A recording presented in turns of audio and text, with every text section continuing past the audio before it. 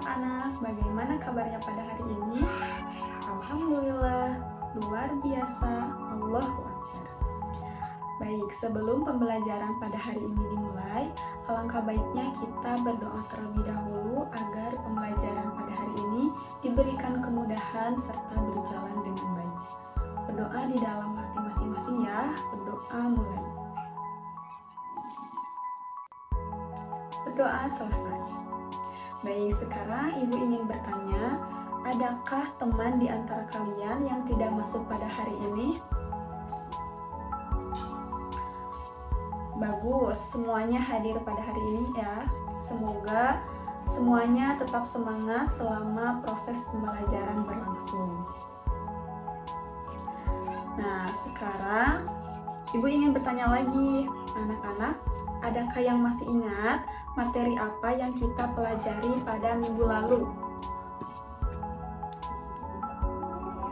Ya, betul, tentang sistem pencernaan pada manusia. Nah, ciri makhluk hidup termasuk manusia adalah memerlukan makanan untuk dimakan.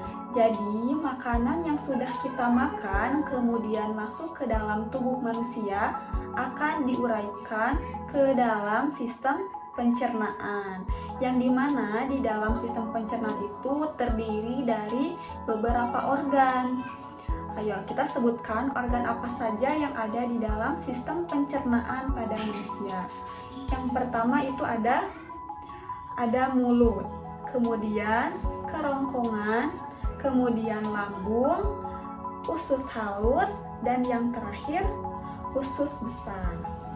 Ya, betul. Jadi itu merupakan sistem pencernaan pada manusia. Nah, anak-anak tahu tidak ciri yang paling utama dari makhluk hidup itu apa?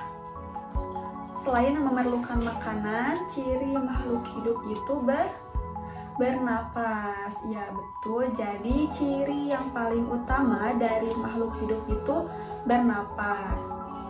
Nah, sekarang kita memasuki materi baru, yaitu tentang sistem pernapasan pada manusia.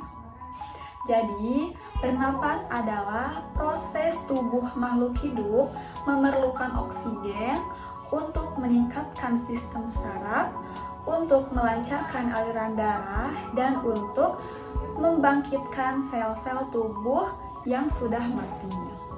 Nah, di sini Ibu akan memberikan tayangan video mengenai sistem pernapasan pada manusia. Jadi, mohon untuk anak-anak semuanya disimak ya.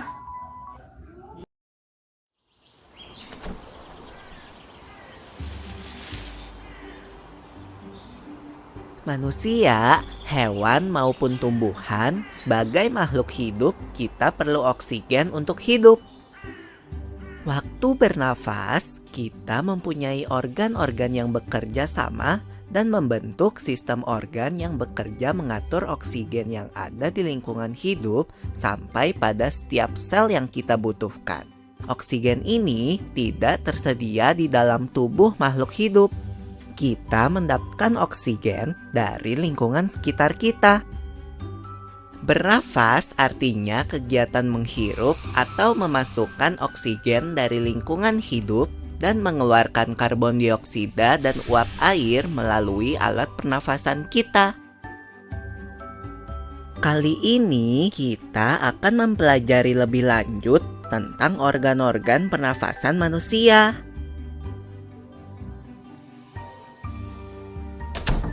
Lula, kamu tahu enggak? Kalau alat pernafasan kita terdiri atas hidung, pangkal tenggorok atau laring, batang tenggorok atau trakea, cabang batang tenggorok atau bronkus, dan paru-paru.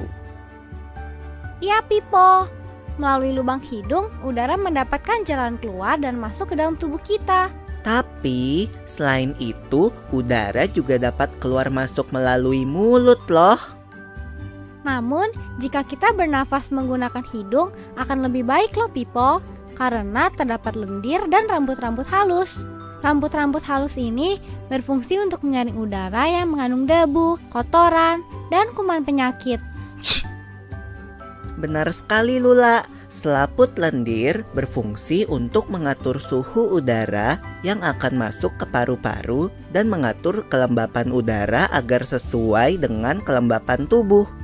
Hidung juga jalur yang langsung terhubung dengan alat pernafasan berikutnya, yaitu tenggorokan. Tenggorokan merupakan alat pernafasan manusia yang kedua. Pada tenggorokan terdapat laring atau pangkal tenggorok dan batang tenggorok atau trakea. Pada bagian dalam dinding batang tenggorok terdapat selaput lendir dan rambut-rambut halus yang selalu bergetar yang berfungsi menghalangi benda-benda asing yang akan masuk ke paru-paru. Pernahkah kalian tersedak? Kamu pernah enggak Lula? Pernah banget Pipo. Itu kenapa ya by the way? Tersedak merupakan gerak refleks untuk mengeluarkan kembali benda atau makanan yang masuk ke saluran pernafasan. Oh, aku tahu. Gerak refleks adalah gerak cepat dan otomatis yang menanggapi rangsangan dari luar organ kan? Iya Lula. Kemudian pangkal tenggorok yang disebut juga laring menghubungkan hidung dengan batang tenggorok atau yang biasa disebut trakea. Pada ujung trakea terdapat bronkus, yaitu percabangan yang menghubungkan trakea dengan paru-paru kiri dan kanan. Paru-paru terletaknya di dalam rongga dada kan Pipo? Jika kita menghirup udara, maka udara masuk ke paru-paru. Lalu kemana lagi ya? Melalui bronkus menuju cabang dari bronkus yang disebut bronkiolus dan berujung pada gelembung paru-paru yang juga disebut dengan alveolus. Pada alveolus ini kan yang terdapat pembuluh darah, di mana terjadi pertukaran gas oksigen dengan karbon dioksida.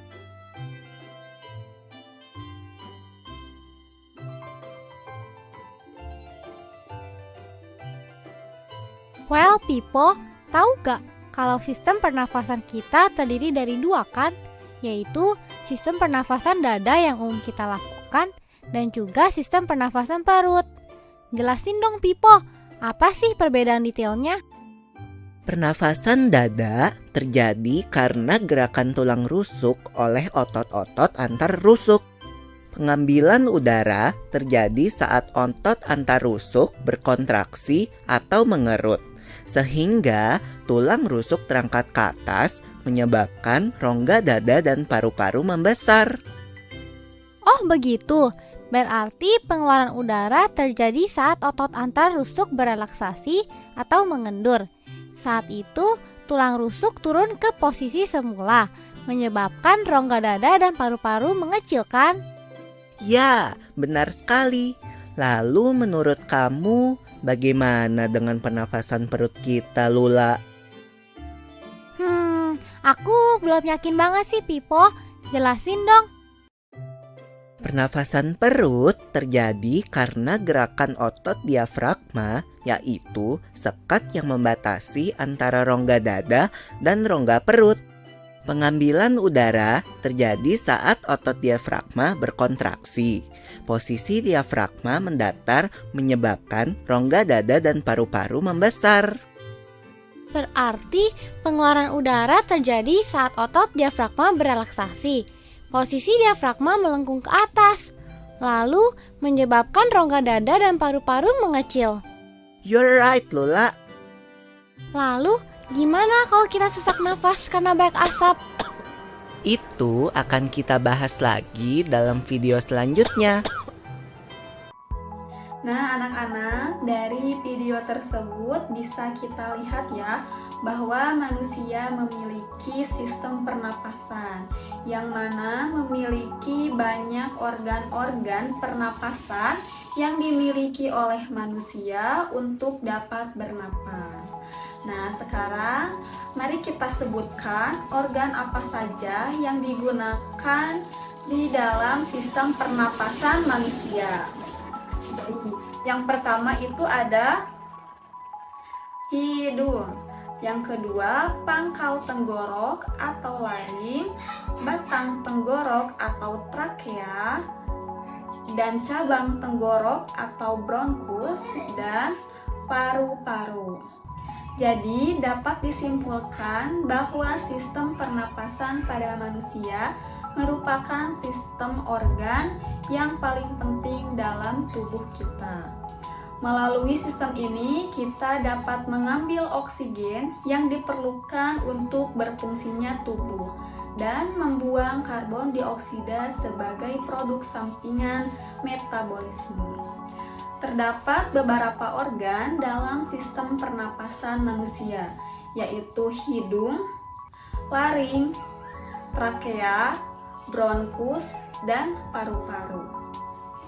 Baik, selanjutnya untuk menambah pemahaman materi, di sini Ibu akan memberikan lembar kerja ya. Nah, lembar kerja ini guna untuk mengasah pemahaman kalian tentang sistem pernapasan pada manusia. Baik anak-anak, bagaimana pembelajaran pada hari ini? Apakah menyenangkan?